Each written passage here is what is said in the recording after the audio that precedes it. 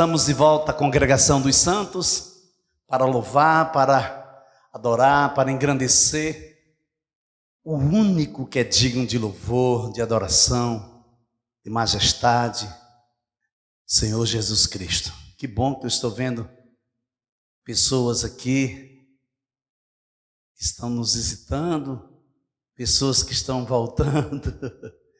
Que maravilha!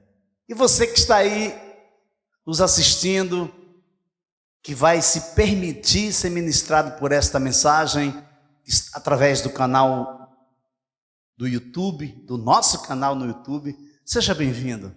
Quero dizer que Deus tem um propósito excelente para a sua vida, que você é muito precioso, que você é por demais precioso. Fica conosco, porque Deus tem uma palavra para o seu coração. Amém? Amém, igreja? Amém. Abra sua Bíblia no livro de Naum, capítulo 1, versículo 15. Eis sobre os montes os pés do que anuncia boas novas, do que anuncia a paz. Celebre as festas, ó Judá, cumpra os seus votos, porque o ímpio não mais passará por você, ele foi inteiramente exterminado. Querido Deus, amado Pai, bispo e pastor de nossas almas, Criador dos céus e da terra, Tu que és tremendo, Tu que és maravilhoso, Tu que és soberano, poderoso Deus, nos aquietamos agora diante de Ti, para ser ministrados por Ti, mediante a Tua palavra, Senhor. Fala conosco, fala com a Tua igreja, que nós queremos Te ouvir, em nome de Jesus. Amém? Amém. Eu estou intitulando esta mensagem de A Sentença de Deus. Diga comigo, a sentença de Deus. De tempos em tempos, Deus designa alguém, Deus levanta um homem para dirigir sua atenção às pessoas, nações ou movimentos, apenas o tempo suficiente para fazer com que o restante de nós pare de se espelhar neles, tire a atenção deles e volte os nossos olhos para a atenção e para a ação principal, o Deus Todo-Poderoso. Você entendeu isso? De tempos em tempos, Deus levanta um homem com o propósito de despertar o seu povo, com o propósito de chamar a atenção de pessoas, de movimentos ou de nações, para que essas pessoas, essa nação, se volte novamente para Ele, tire os olhos, muitas vezes, do que está acontecendo, e coloque os olhos nele, porque Ele é o Deus Todo-Poderoso, Ele é o Criador, Ele é o Senhor, Ele é o Senhor do tempo, Ele é o Deus atemporal. Naum foi um homem incumbido desta tarefa no século 7 antes de Cristo. A Síria estava aterrorizando o mundo inteiro. Na época em que Naum profetizava, a Síria e sua capital Nínive parecia invencível.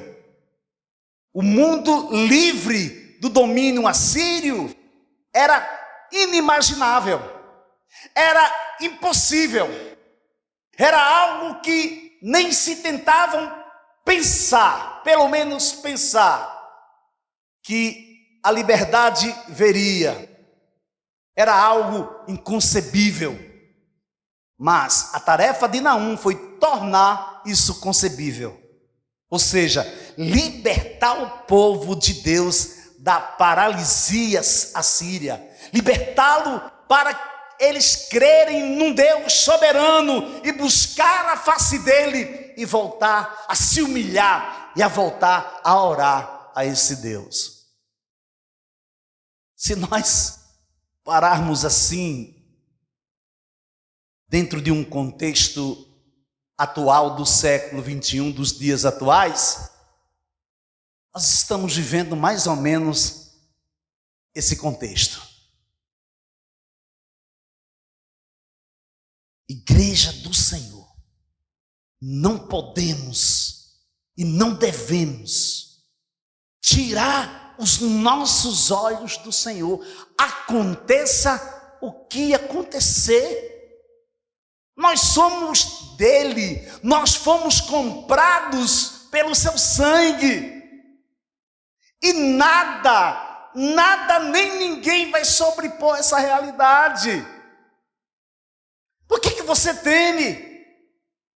Por que você se inquieta? Confia em Deus, porque o mesmo Deus que era, o mesmo Deus que é, Ele sempre será Deus.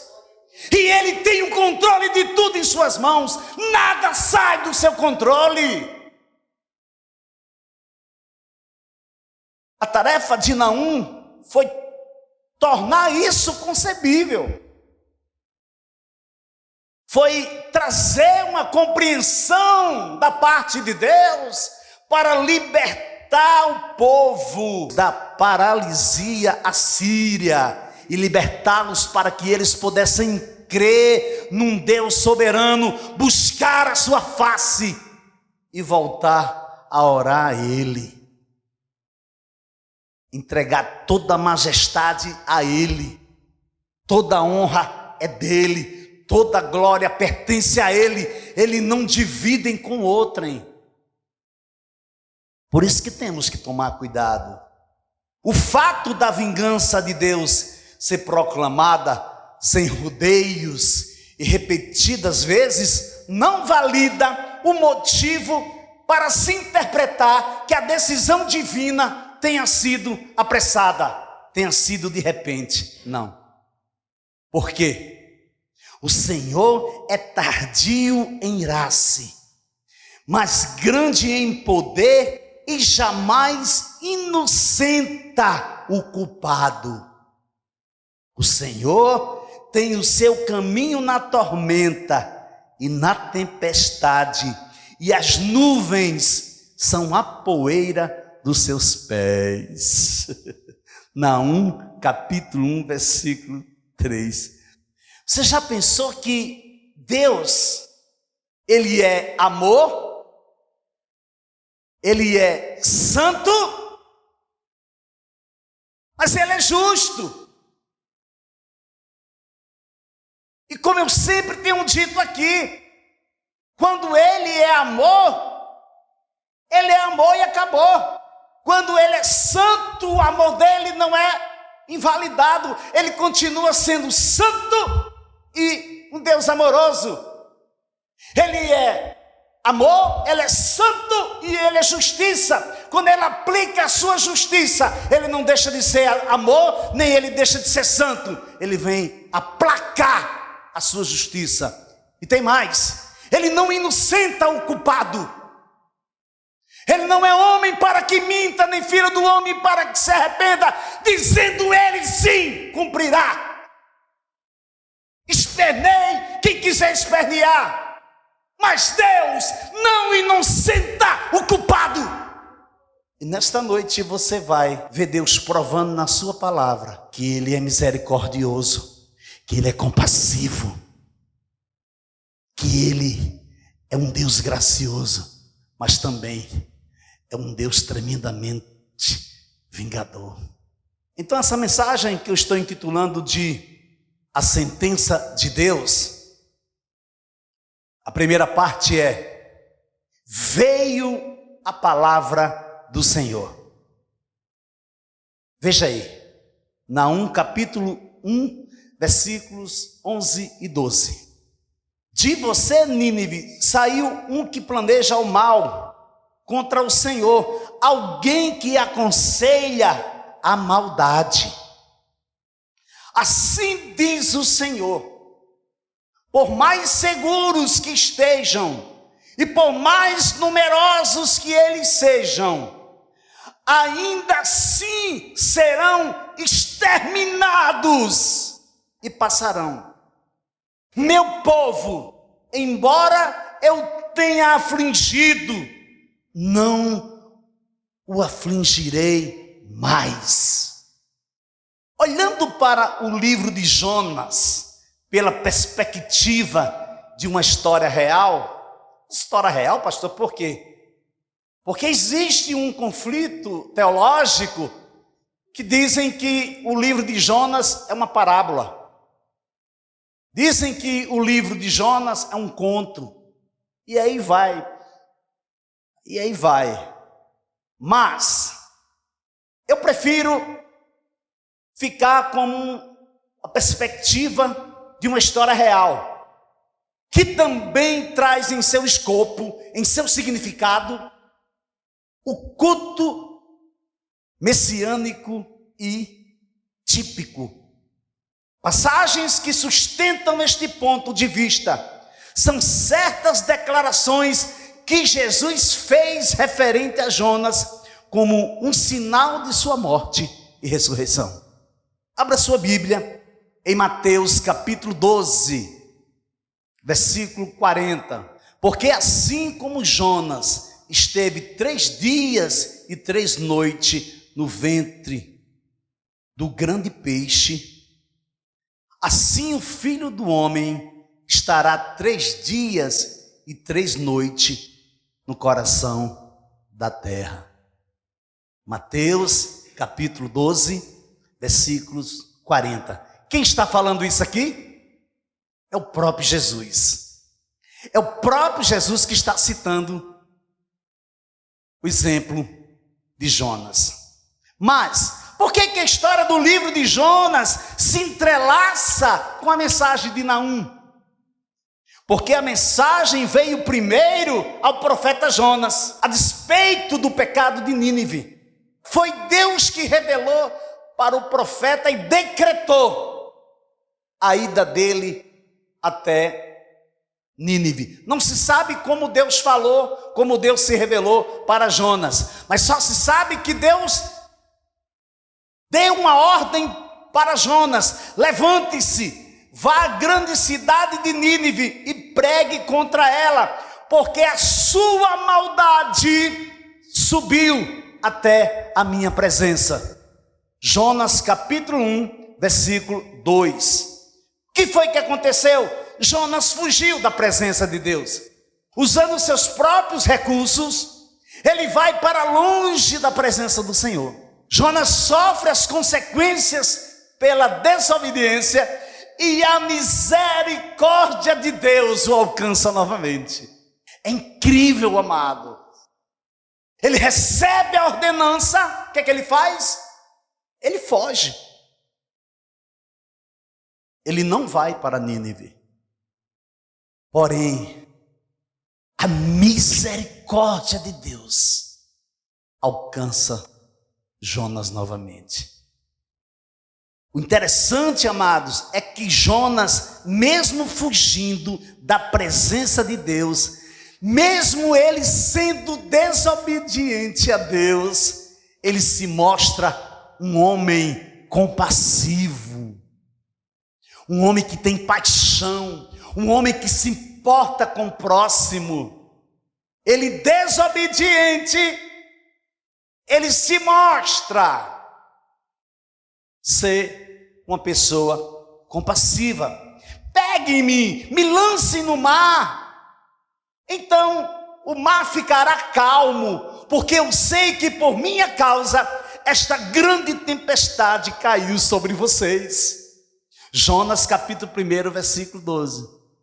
Você vê? Pode-se entender? Uma pessoa longe da presença de Deus, desobediente a Deus, mas chama a responsabilidade para si. Está vendo essa tempestade que está vindo sobre o barco? Se vocês não me jogarem no mar, o barco vai afundar. Então me joguem no mar, porque essa tempestade veio sobre o barco, a culpa é minha.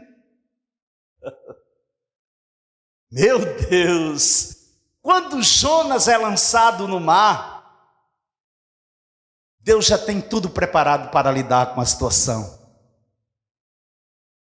Eu quero dizer uma coisa para você nesta noite. Quando você for lançado no mar, Deus já tem tudo preparado para você. Quando você for lançado em uma situação que não tiver mais saída, Deus vai estar lá esperando você. Mesmo você em desobediência, mesmo você desagradando a Ele, Ele não desiste de você. Ele estará te esperando para te dar mais uma chance. Porque Deus não desiste de você. Deus não desiste do seu povo. Nós é que desistimos dele. Então, quando lançaram Jonas no mar, estava Deus esperando Jonas, preparando um grande peixe para guardá-lo. Por quê? Porque o arquiteto divino já tinha preparado tudo da sua maneira para que o profeta pudesse trilhar o caminho que ele deveria ter trilhado desde a primeira vez e não trilhou. O Senhor ordenou que um grande peixe engolisse Jonas. E Jonas esteve 3 dias e 3 noites no ventre do peixe. Jonas, capítulo 1, versículo 17. Porém, existiam 2 personagens. Existiam 2 personagens. Um personagem era quem? Era o próprio Jonas. E o segundo personagem era Nínive. Com Jonas, Deus acertaria as coisas. Com Nínive, Deus também acertaria as coisas. Muitas vezes recebemos a ordem de Deus para irmos numa direção. E não consideramos o fato de que é o próprio Deus que está nos conduzindo. Pensa comigo. Você entregou sua vida a Jesus. Você agora faz parte de uma nação santa, propriedade exclusiva de Deus, povo escolhido, separado para uma obra excelente. Pronto. Aí agora você deu as costas para o mundo e agora você segue na direção do Senhor. Agora você é templo e morada do Espírito Santo. Para onde você vai? Quem é que você está conduzindo dentro de você? É o seu Criador, é o Deus Todo-Poderoso. Então muitas vezes Ele te conduz por um caminho e você resiste, e você não vai, simplesmente você não vai, você foge, você pensa que pode se ausentar da presença dele. Não pode. Ele até permite que você vá. Eu creio que Deus solta a corda assim, sabe? Você já viu? Meninos, crianças, soltando pipas, solta a cordinha, ó. Ela vai, quando ela está bem firme, está longe, aí ele começa a puxar, Deus está puxando você, Deus está trazendo você, Deus está ajustando você, Deus está preparando uma conversa com vocês a sós. Deus está preparando uma conversa com você a sós. Deus vai ter Aquela conversa que você tanto espera com você. Ele, poxa, venha. E você vem. Então, o que é que acontece? Fugimos, o negamos, nos esquivamos e não obedecemos. Por outro lado, ouvimos a mensagem, nos arrependemos, caímos em si e voltamos às práticas do primeiro amor. Aleluia! Estava no caminho errado, estava já na beira do caminho, mas caí em si, voltei para o lugar da promessa e agora começo a romper, começo a praticar as primeiras obras. De repente, caio na mesma esparrela, começo a cometer os mesmos delitos, os mesmos pecados. Mas olha, Deus, você não notou que Deus estava me esperando? Eu mesmo em pecado, em desobediência, Deus me esperou. Então, do mesmo jeito, Ele vai me esperar. Confia, viu? Confia, viu? Você está correndo perigo e você não sabe. Deus não é menino. Se você pensa que você pode se esconder do Senhor, você não pode. Se você pensa que você engana Deus, você pode enganar o homem. Você pode até pensar que pode enganar o homem, mas você não engana Deus. Os olhos dele estão sobre você. Salmo 32 diz que ele te dá conselhos sobre as suas vistas. Ele diz que te cerca com alegres cantos de livramento. Ele está te conduzindo todos os dias. Todos os dias, quando você abre os olhos, você está na presença dele. E às vezes você nem nota. Mas ele continua te amando. Então caímos e voltamos às mesmas práticas. Como voltamos às práticas do primeiro amor, também voltamos às práticas dos primeiros pecados, dos primeiros delitos. Meu Jesus, pecamos novamente contra o Senhor e nos esquecemos que um dia o amor, a sua graça, a sua misericórdia nos alcançaram. Meneamos a cabeça como se Deus não estivesse nos acompanhando com o seu olhar. Todavia, existe um princípio em nosso relacionamento com Deus. Você sabia? Existe um princípio. Existem muitos princípios, mas existe um princípio que rege, que se torna o princípio áureo, um dos principais princípios para o relacionamento do homem com Deus.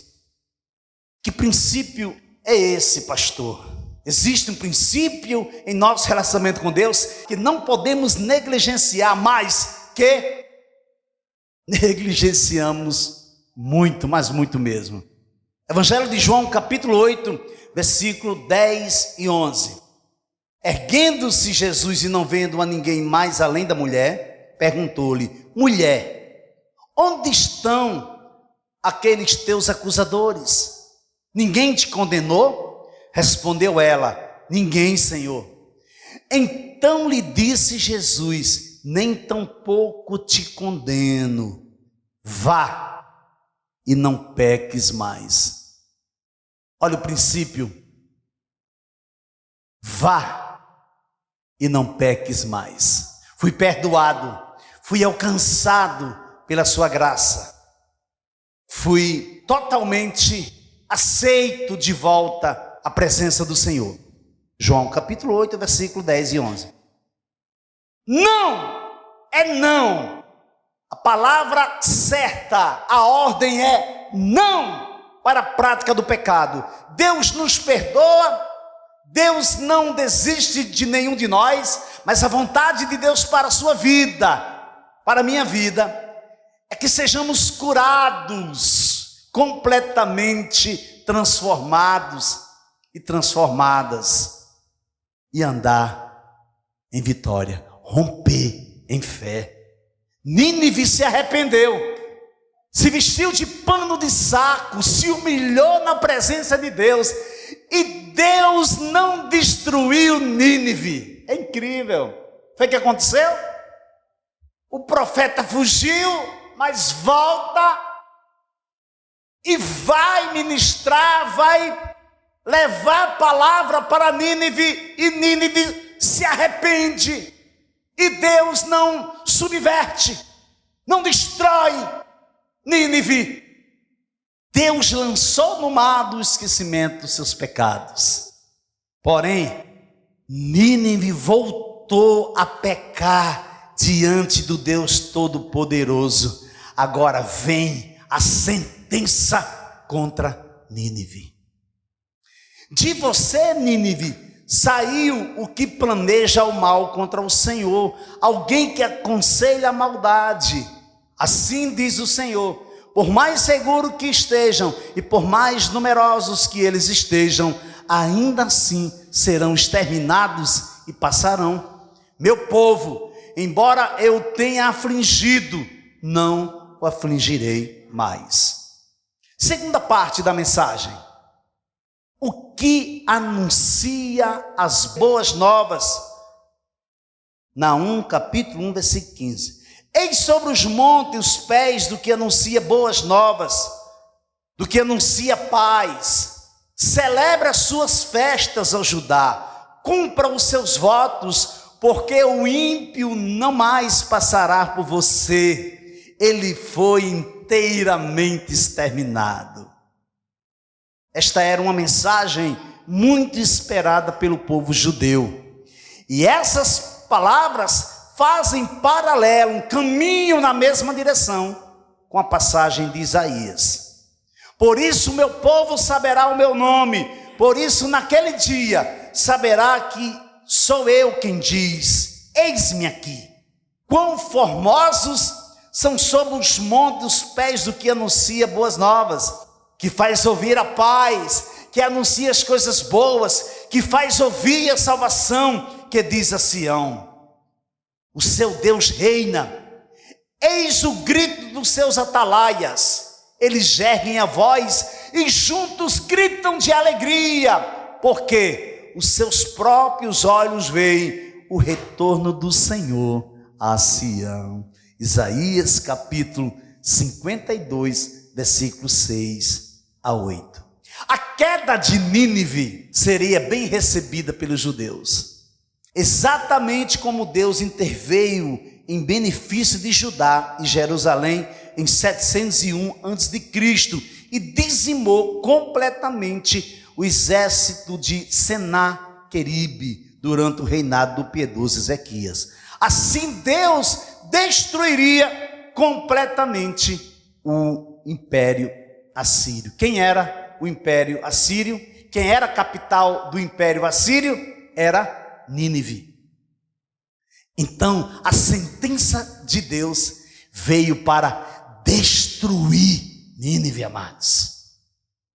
O qual, em um tempo, Deus se preparou para destruir Nínive, e Nínive se arrependeu, se vestiu de pano de saco, até os animais foram vestidos de pano de saco.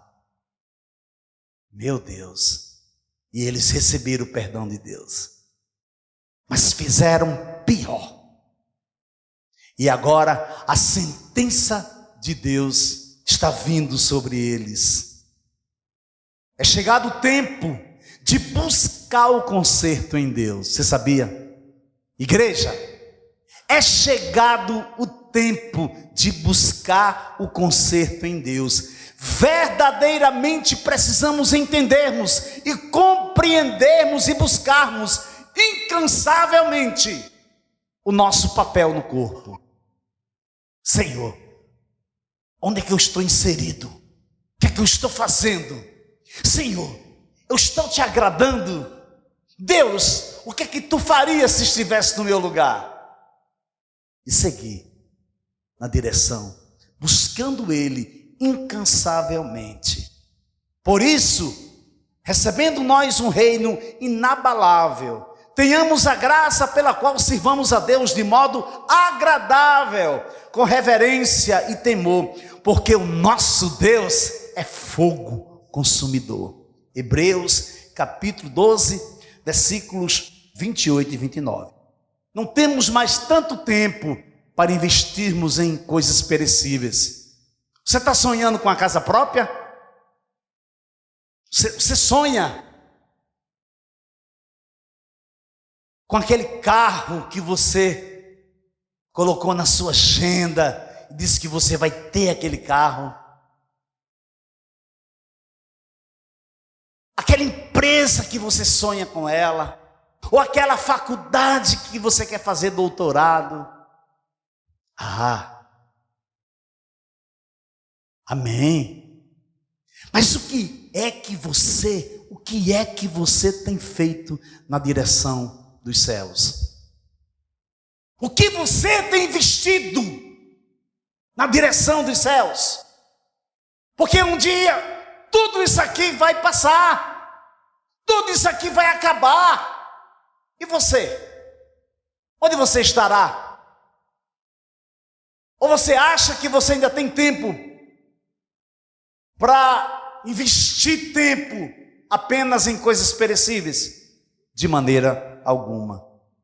Não acumulem tesouros sobre a terra, onde as traças e a ferrugem corroem, e onde os ladrões escavam e roubam. Mas ajuntem tesouros no céu, onde as traças e a ferrugem não corroem, e onde ladrões não escavam nem roubam.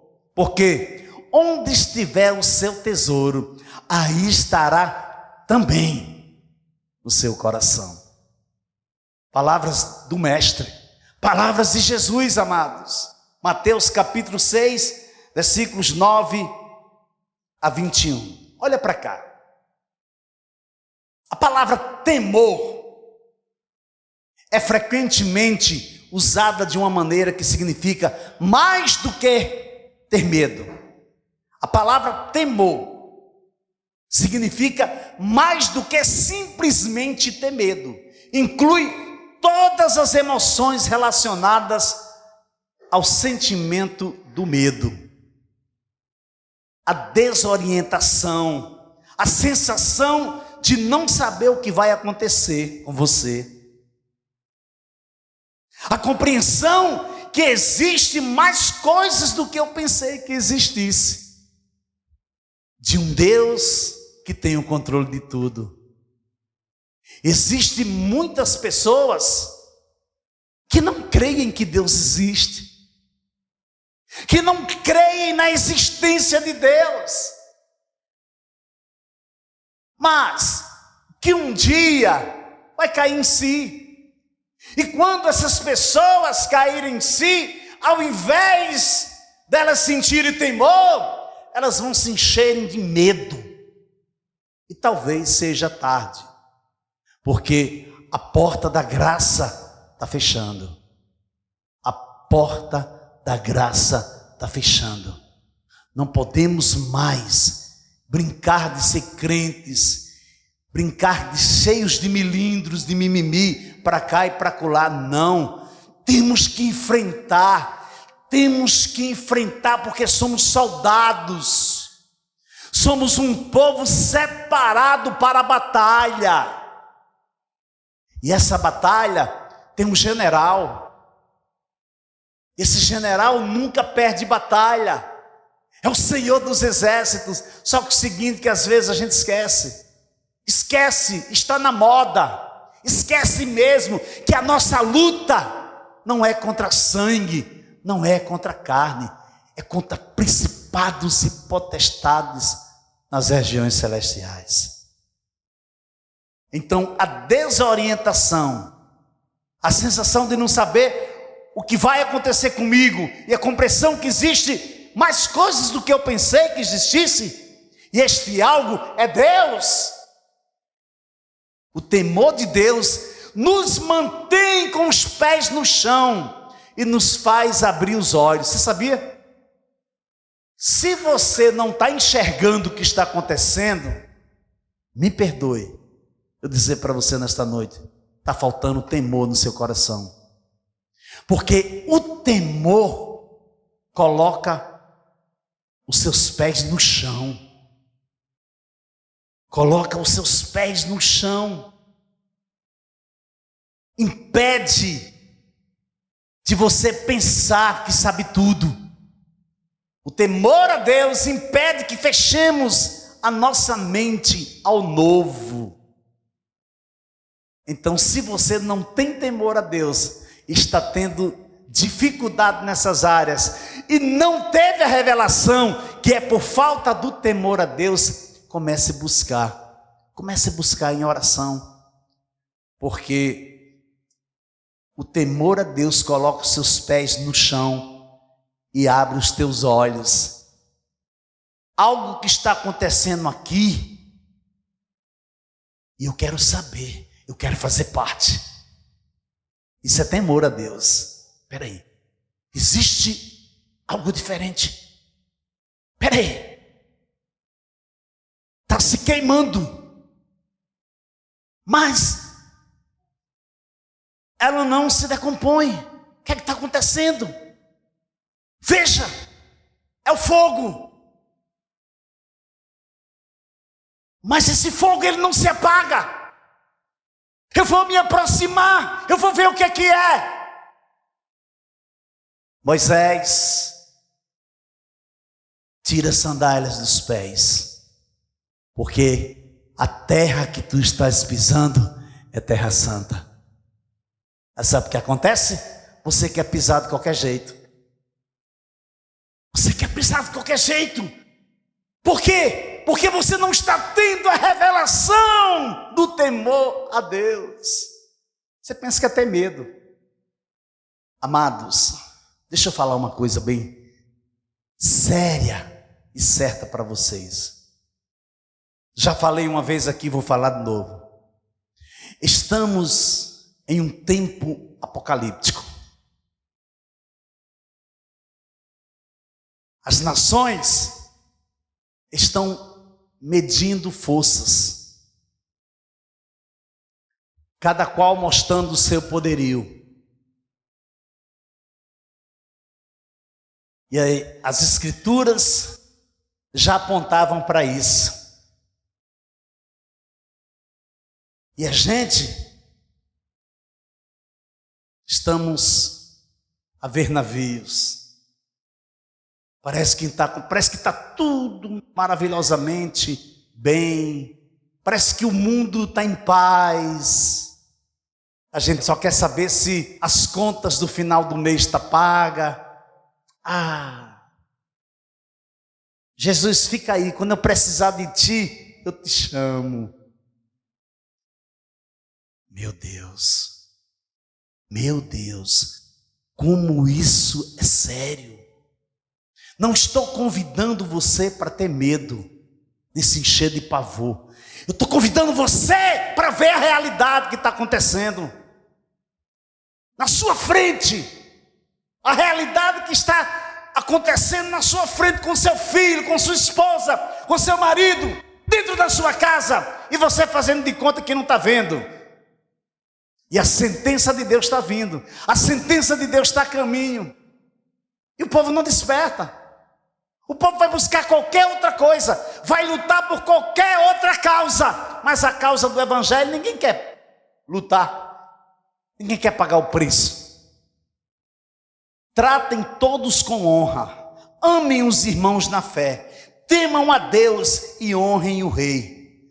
Servos, sejam obedientes ao Senhor de vocês com todo o temor, e não somente se ele for bom e cordial, mas também se ele for mau, porque isto é agradável a Deus, que alguém suporte tristezas, sofrendo injustamente, por motivo de sua consciência para com Deus. Meu Deus, essa passagem é muito séria. O que Pedro está dizendo? Ele está dizendo, se você está sendo injustiçado ou injustiçada, aceite em silêncio. Porque isso é agradável a Deus. Por quê? Foi o que Jesus disse? Bem-aventurados serão os perseguidos pelo meu nome. Bem-aventurados são os que choram. Bem-aventurados são os que sofrem pelo meu nome. Aí Pedro vai dizer que, porque isto é agradável a Deus, que alguém suporte tristezas, sofrendo injustamente, por motivo de sua consciência para com Deus. 1 Pedro, capítulo 2, versículo 17 a 19. Conclusão. Livro de Naum, capítulo 1, versículo 14. Porém, contra ti, Assíria, o Senhor deu ordem que não haja posteridade que leve o teu nome. Da casa dos teus deuses exterminarei as imagens de escultura e de fundição. Farei o teu sepulcro, porque és vil. Enquanto o rei Senaqueribe adora os seus deuses no templo, sabe o que aconteceu? Os seus filhos o mataram. Você vê como é sério? Você vê como é sério quando o homem é pesado na balança? Você vê como é sério quando Deus tira a mão de cima do homem? Ele estava lá adorando seus ídolos. Os filhos entraram e mataram ele. Por quê? Porque ele foi encontrado vil. Você sabe o que é encontrado vil? Porque ele foi tido como desprezível. Desprezível, amados. Ele foi pesado na balança divina. O monarca assírio. Sabe que sentença é essa? Tekel. Você foi pesado na balança e achado em falta. Daniel, capítulo 5, versículo 27. Ah, mas pastor, eu faço a obra de Deus. Mas pastor, eu entrego o meu dízimo. Mas pastor, eu oferto com alegria. Mas pastor, eu tenho feito tudo como manda a cartilha, como manda o manual. Eu não conheço seu coração, mas Deus conhece. Deus conhece, Deus sabe exatamente como você está. Deus conhece, sabe exatamente quem você é. Deus sabe, se você não se arrepender, Ele vai te pesar. E contra Deus não há argumento, não há força, porque Ele é Deus. Ele te criou, Ele te amou, Ele gerou você, Ele tem cuidado de você, Ele tem te amado, Ele entregou o melhor que Ele tinha por amor a você. Ele entregou Jesus para morrer no seu lugar na cruz do Calvário. E ao terceiro dia Jesus ressuscita. É notícia ao céu. E alcança a tua vida e faz de você uma pessoa de valor. Mas você não pode ser encontrado uma pessoa vil, uma pessoa desprezível. Você precisa corresponder ao coração de Deus. Não estou dizendo aqui que você tem que ser uma pessoa infalível, uma pessoa que não falha, uma pessoa que não erra, uma pessoa que é imbatível. Não. Você não existe super crente, não existe super homem, não existe super girl. Mas existem homens e mulheres tementes a Deus, que amam e honram o seu nome. A sentença de Deus. Amém?